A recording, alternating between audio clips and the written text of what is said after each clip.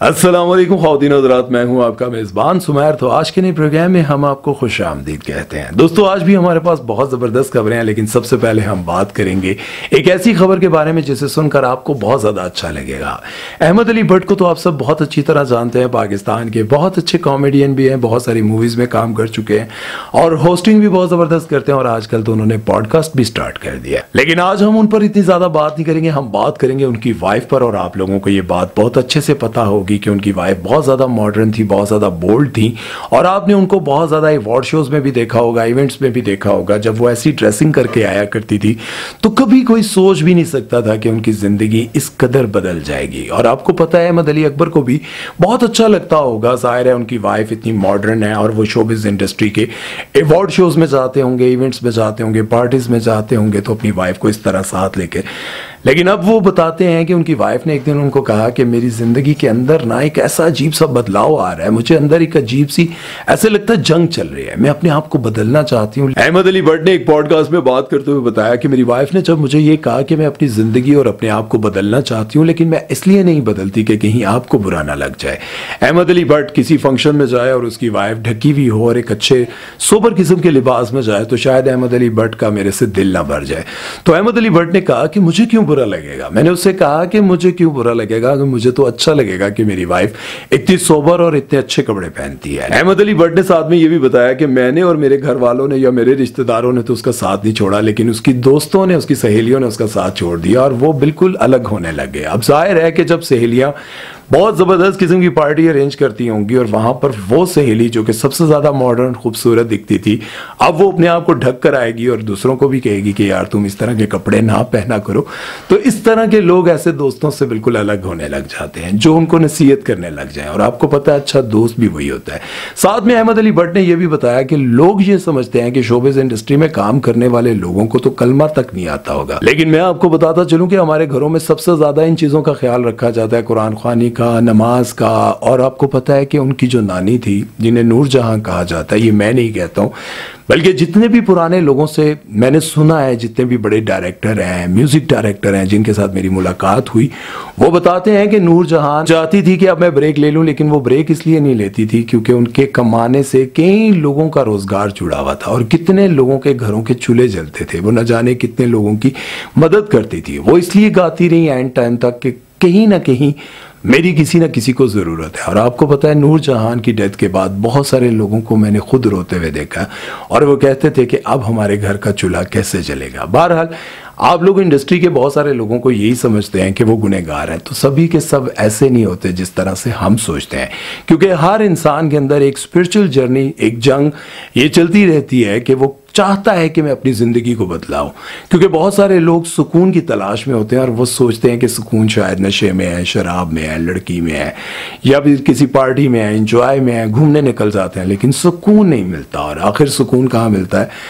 अला बिज़िक्रिल्लाहि तत्मइन्नुल कुलूब। चलते हैं नेक्स्ट खबर की तरफ और उम्मीद है कि आपको मेरी बात समझ आई होगी। बात करेंगे हम नेक्स्ट सोनिया हुसैन के बारे में। तो इमरान अशरफ ने उनको अपने शो में बुलाया हुआ था और वहां पर उनसे ये सवाल किया, क्या वाकई सोनिया जिंदगी में मोहब्बत एक ही बार होती है और उसके बाद मोहब्बत नहीं होती? तो वो कहती हैं कि नहीं, ऐसा नहीं है, मोहब्बत दूसरी बार भी हो जाती है। और आपको शायद ये बात नहीं पता कि काफी अरसे से लोग ये मुंतजिर हैं कि वो शादी क्यों नहीं कर रही, वो क्यों नहीं किसी को अपने साथ जोड़ती। वो कहती है मैं काम में इतनी बिजी हो गई हूँ, मुझे शादी की तरफ ध्यान ही नहीं जाता, कभी मोहब्बत की तरफ मेरा ध्यान ही नहीं जाता। तो शायद आप नहीं जानते कि सोनिया हुसैन जब इस फील्ड में आई भी नहीं थी तो तब उनकी एक मॉडल के साथ शादी हो गई थी जिनसे वो बहुत मोहब्बत करती थी।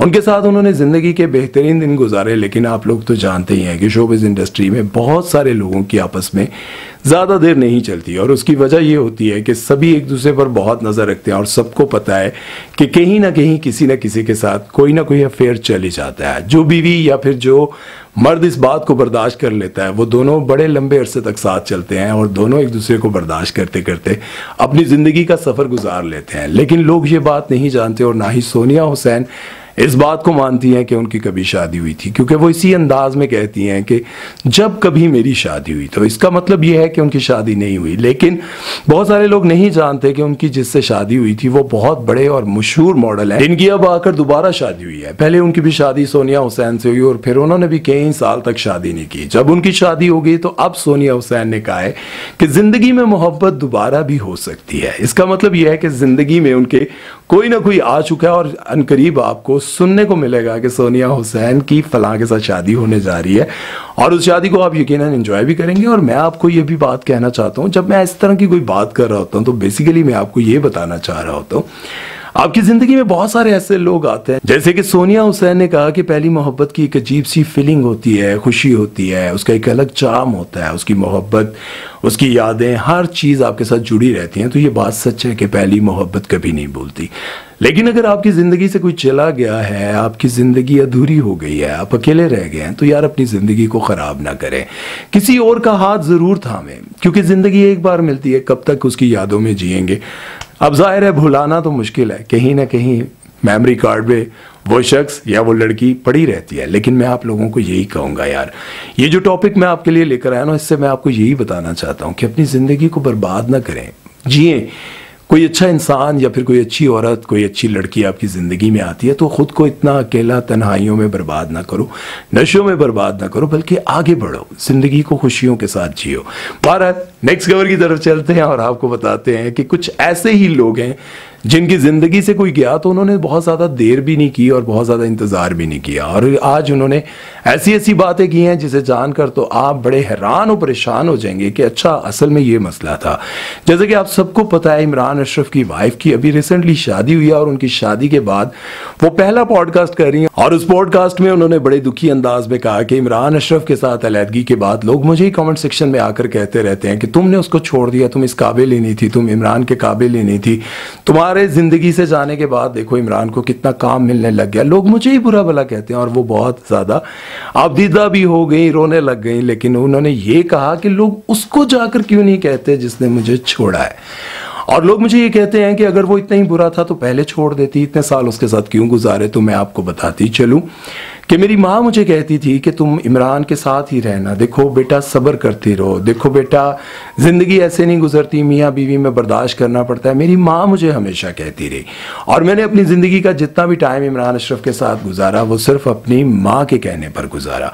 बहरहाल ये सारी तनकीदें इसलिए हो रही हैं क्योंकि जब उनकी शादी अभी इमरान अशरफ की तो नहीं हुई है, अभी उनकी अलहदगी को कुछ अरसा ही हुआ है और उन्होंने शादी कर लिया, और उनकी शादी पर जो तस्वीरें वायरल हुई और जिस तरह से वो तकल्फी में वो पहली बार अपने शौहर के साथ चिपक रही थी, बहरहाल इस पर बुरा मनाने वाली बात तो कोई नहीं थी, लेकिन उन पर तनकीद कर रहे थे, इसलिए उन्होंने वो पॉडकास्ट किया और दोबारा से वो अब ड्रामों में भी काम कर रही हैं, दोबारा से वो इंडस्ट्री में। आपको शायद ये भी नहीं पता होगा कि वो पहले एक्ट्रेस ही थी, लेकिन इमरान अशरफ के साथ शादी के बाद इमरान ने उनको काम करने नहीं दिया और उन्होंने मना कर दिया। और साथ में उन्होंने एक और बात बहुत अच्छी की जो कि मैं ये समझता हूँ करनी भी चाहिए थी। उन्होंने कहा कि इमरान अपने बेटे के लिए बहुत अच्छे हैं, अपने बेटे के लिए बहुत ज़्यादा केयरिंग है, उसका बहुत ज़्यादा ख्याल रखते हैं और उसके लिए बहुत ज़्यादा तड़पते भी हैं। जाहिर है औलाद तो औलाद ही होती है, लेकिन मैं ये समझता हूं कि आप दोनों ने बहुत अच्छे तरीके से अलहदगी इख्तियार की थी। अब आकर इस तरह की बातें नहीं करनी चाहिए थी जिससे इमरान अशरफ बदनाम हो। देखें अभी तक इमरान अशरफ ने उन पर कोई बात नहीं की, जैसे फेरोज खान ने अपनी एक्स वाइफ पर कोई बात नहीं की थी,